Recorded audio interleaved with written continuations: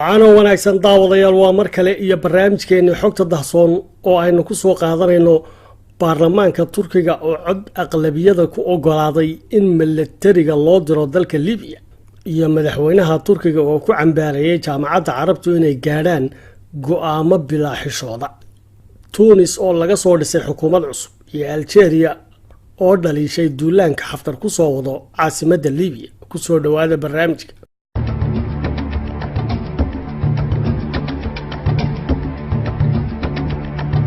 baarlamaanka dalka Turkiga ayaa khamiistii maanta cod aqlabiyad leh waxa uu ku ansixiyay dalabkii xukuumadda ee ku aadanaa u diritaanka militariga Turkiga ee dalka Liibiya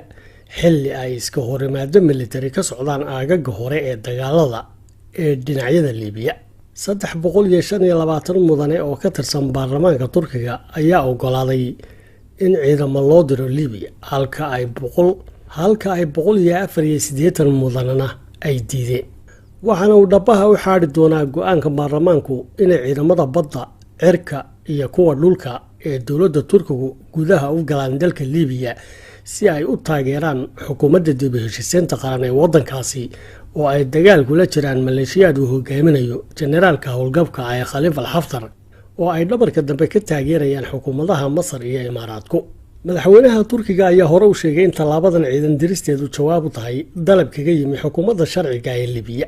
dowladda Masar oo taageerta Khalifa Xaftar ayaa cambaarasay go'aanka baarlamaanka Turkiga ku ansixiyay in ciidamo loo diro dalka Liibiya. war-saxaafadeed laga soo saaray madaxtooyada magaalada sheegay go'aankaasi uu yahay sii kicin doona xiisadda iyo deganaanshaha la'aanta ka taagan gudaha Liibiya sida hadalka loo dhigay. go'aanka baarlamaanka Turkiguna waxa uu ku soo beegmayaa iyadoo dalka Liibiya la dariska ee Tunis oo ay dhowaan doorashooyin madaxweynenimo iyo kuwa baarlamaanba ka dhaceen laga dhammaystiray dhismihii xukuumadda cusub ee ay hogaaminayaan dhaqdhaqaaqa islaamiga ee Al-Nahda oo xukuumad wadajir la soo dhisay xisbiga kale ee qalbi Tunis.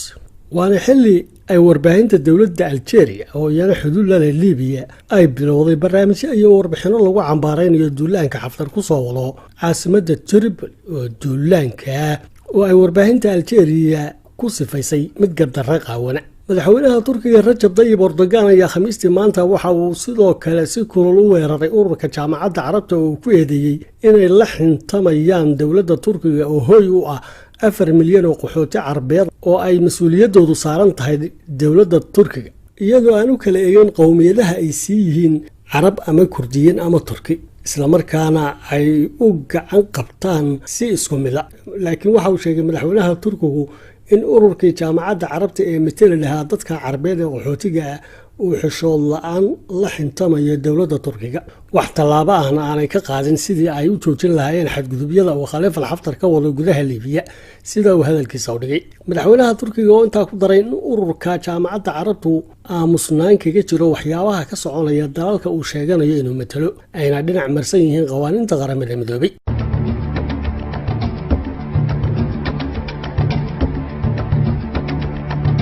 waa basaaskii laba wajiilaha ahaa ee u dhashay dalka Ruushka kaasoo warbixintiisii iyo wararkiisii sardoon qaarkood ay sabab u noqdeen in Ilaahay caalamka ka badbaadiyo dagaal saddexaad oo dunida wada saameeya. bishii Oktoobar sanadkii 1962 caalamku waxa uu qarka u saarnaa dagaal saddexaad oo ay iskaga hor yimaadaan quwadihii waaweynaa ee ay kala hogaaminayeen Maraykanka iyo dalkii Midowga Soviet kadib markii ay dhacday dhibaatadii gantaalihii Kuuba oo ahaa gantaalihii ay Ruushku dhigeen jasiiradda Kuuba. waxaana xiisaddu kor u sii kacday markii ay Maraykanku xaqiijiyeen meelaha gantaalaha dalkeeda ku soo wajahnaa oo ahaa kuwa xambaari kara madaxyada nukliyeerku ay ka yaaleen jasiiradda Kuuba oo 100 kilomitir oo kaliya u jirta xuduudaha dalka Maraykanka. basaaskan aynu barnaamijkeena kaga hadlaynaa oo ahaa basaas u dhashay dalka Soviyetka ayaa door weyn waxa uu ku lahaa dhibaatada dhacday oo markii dambana ku dhamaatay heshiis ay labadii quwadood ee waaweynaa gaadheen. heshiiska oo dhigayay inay Sovietku dib ugala baxaan gantaalahooda jasiiradda Kuuba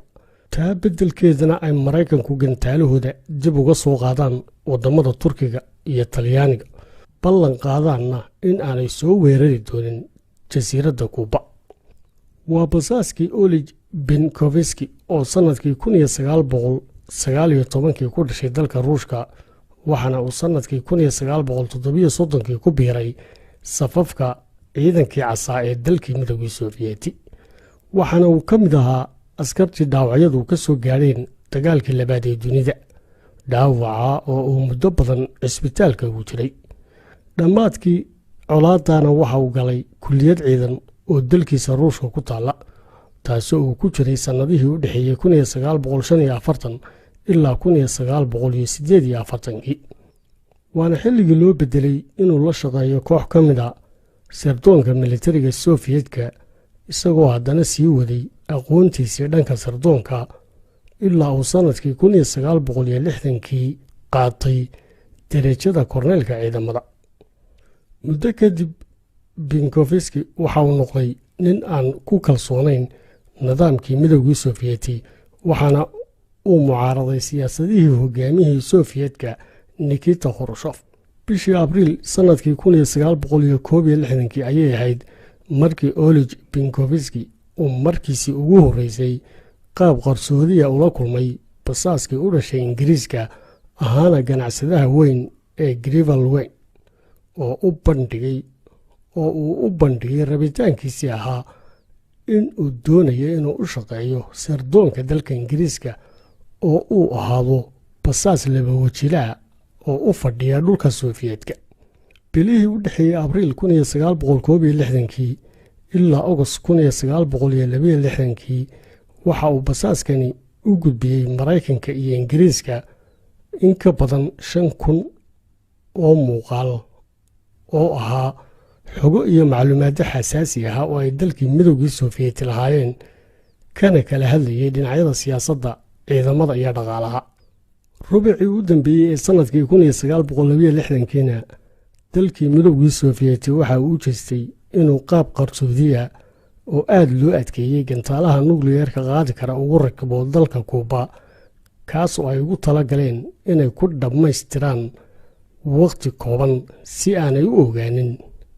dalka maraykanku.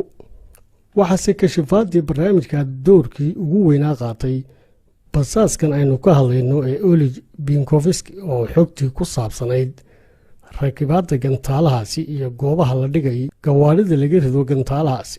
u gudbiyey dowladaha ingiriiska iyo maraykanka, iyadoo macluumaadka sirdoon ay ka caawiyeen diyaaradda U2 ee maraykanka ee wax basaasta oo kor duushay jasiiradda kuuba inay xadido oo si rasmiya u calaamadiso halka ay gantaalahaasi ka yaalaan jasiiradda kuuba.